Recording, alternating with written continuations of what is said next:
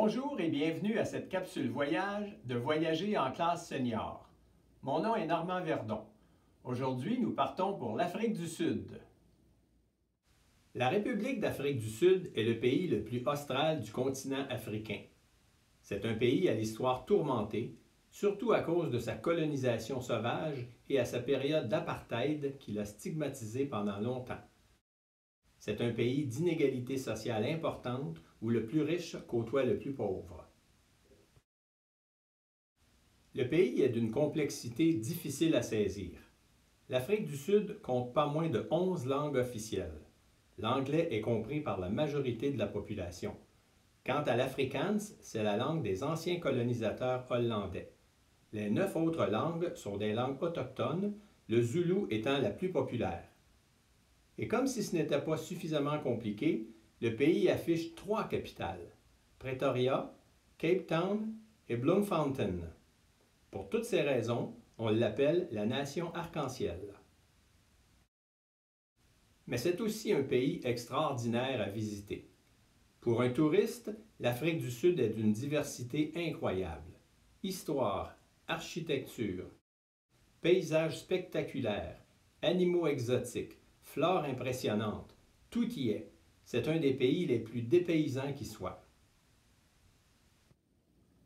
Nous débuterons notre visite par la ville de Cape Town, la plus ancienne ville du pays, tout au sud du continent.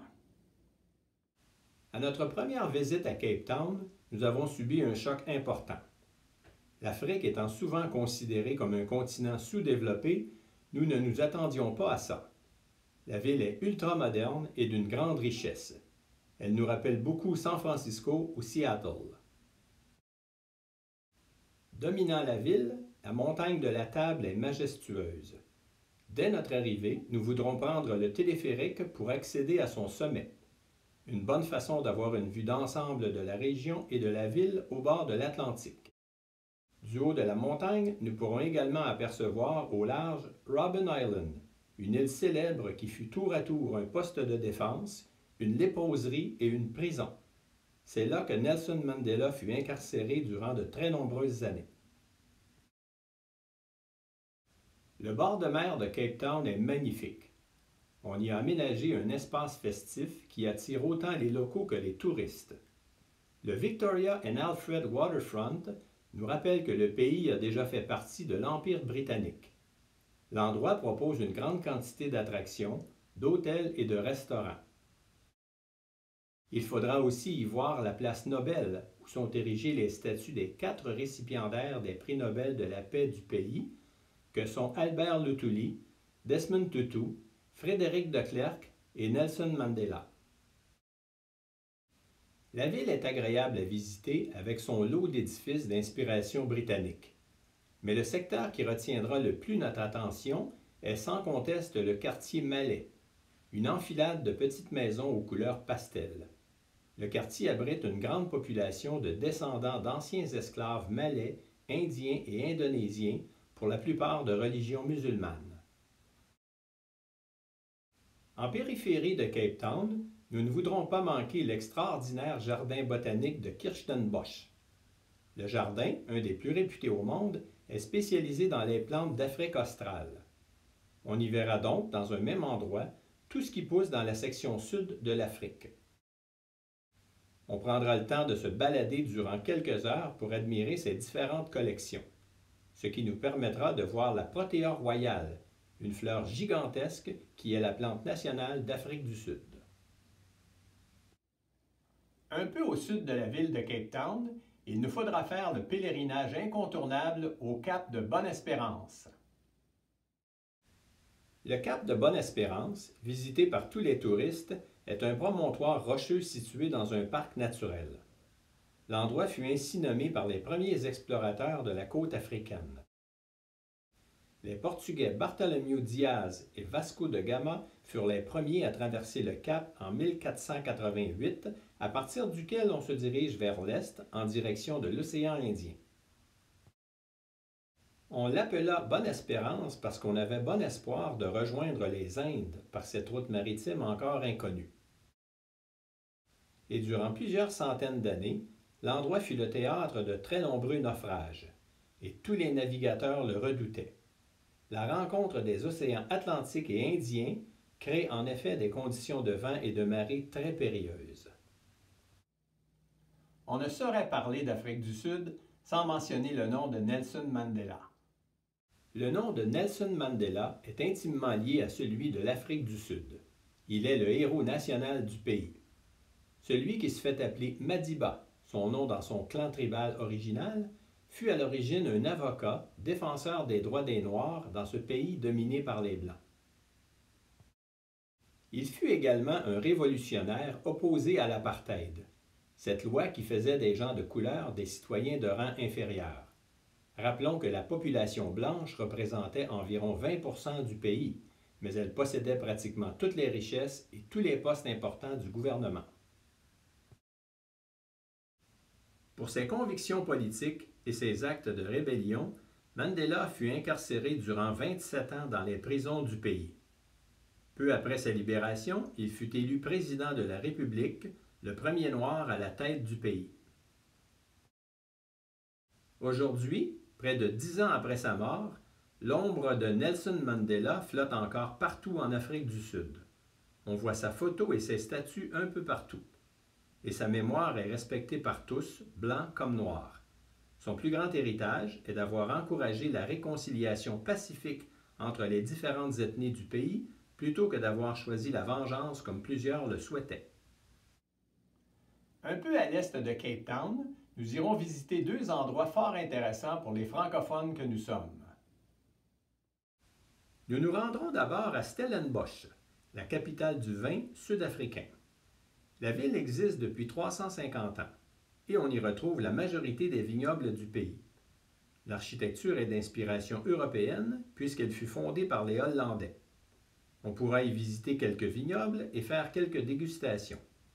Et pourquoi pas y prendre un repas champêtre dans un décor qui pourrait facilement nous rappeler la Californie ou encore la France rurale.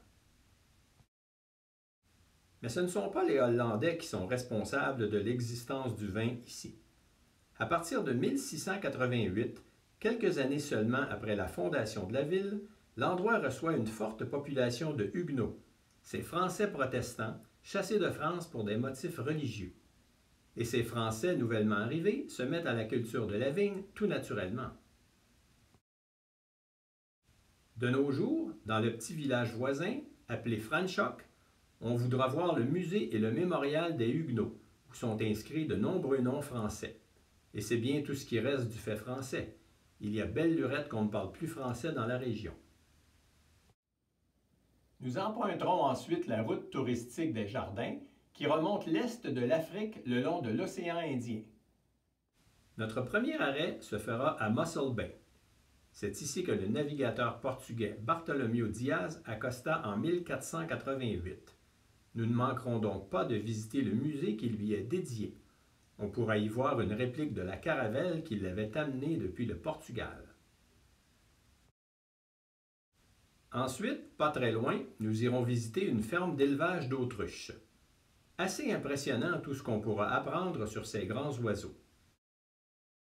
Saviez-vous par exemple que pendant longtemps, les autruches étaient élevées surtout pour leurs plumes, à l'époque où il était du plus grand chic d'orner les chapeaux de l'aristocratie européenne de longues plumes. Ou encore que les œufs d'autruche sont suffisamment solides pour qu'un adulte se tienne debout sur 2 ou 3 œufs sans les briser.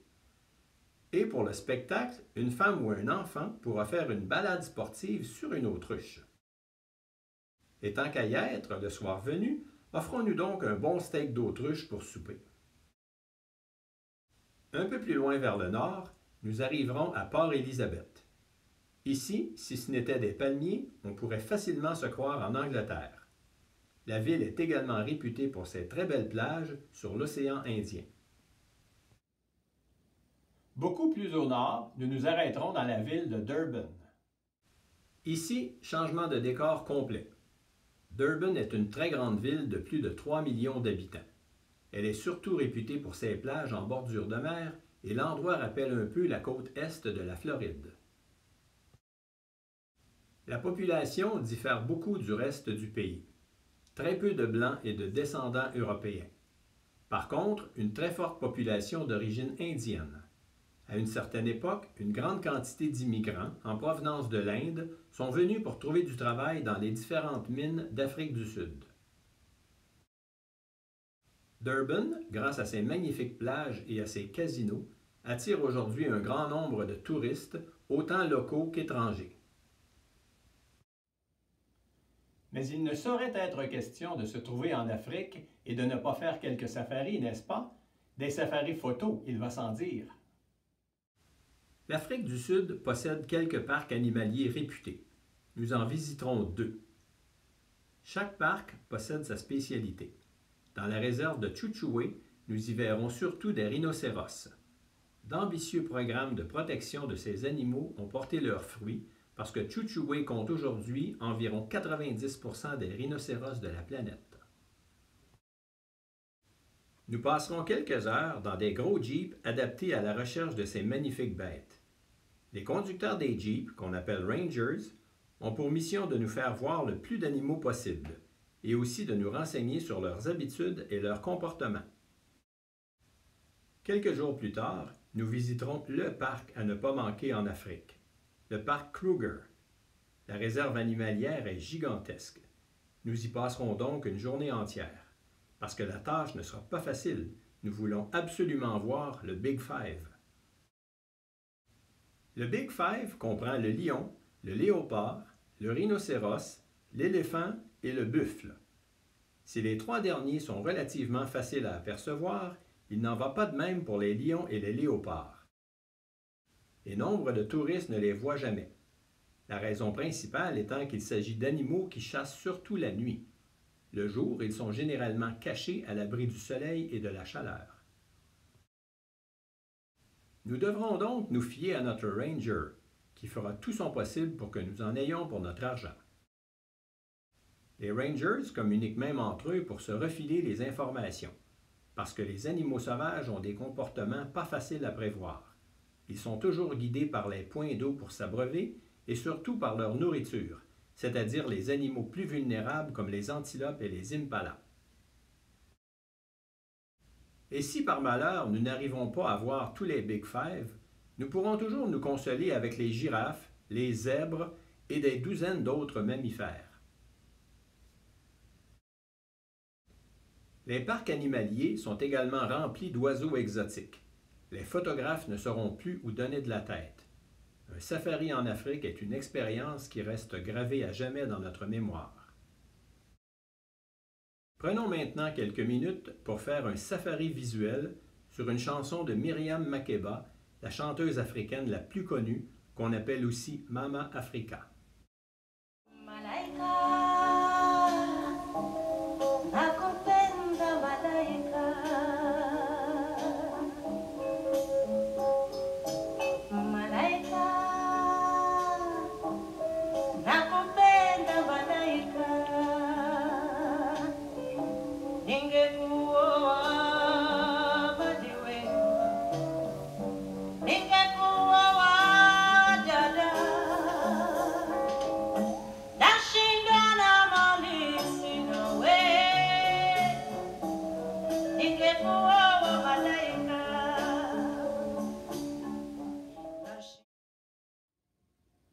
De toutes les nations autochtones du pays, les Zoulous sont les plus nombreux et les plus connus.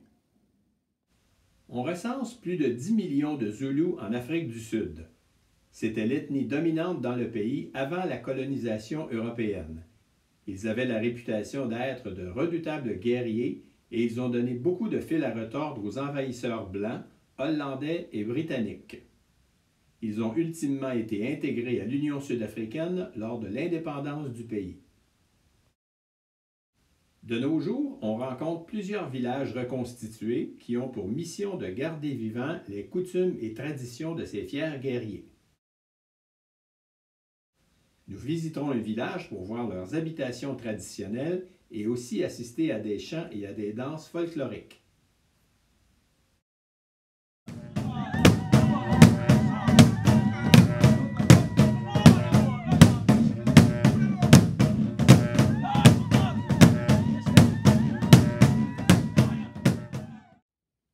Nous n'avons n'avons pas encore parlé de Johannesburg, la plus grande ville du pays, ou Joburg, comme elle se fait appeler par les locaux.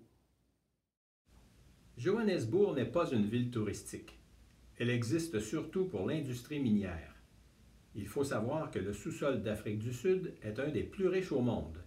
Il renferme de gigantesques réserves de charbon, de fer, de platine et de chrome. Mais il est surtout réputé pour ses gisements d'or et de diamants. Il s'agit donc d'un pays riche, mais cette richesse est très mal distribuée. Et Johannesburg reflète bien cette inégalité. Ses banlieues sont tristement célèbres pour les très nombreuses émeutes, insurrections et tueries du passé. Nous nous contenterons donc de visiter le township de Soweto, mondialement connu. Si on veut vraiment comprendre l'apartheid, il faut visiter son musée de l'apartheid. On pourra aussi visiter l'ancienne maison de Nelson Mandela qui vécut à Soweto durant de nombreuses années. L'apartheid a disparu seulement en 1991. On peut donc dire que l'Afrique du Sud est un pays encore jeune. Mais de quoi sera fait son avenir? Comme l'a déjà dit Nelson Mandela, nous pouvons changer le monde et en faire un monde meilleur. Il est entre vos mains d'en faire la différence.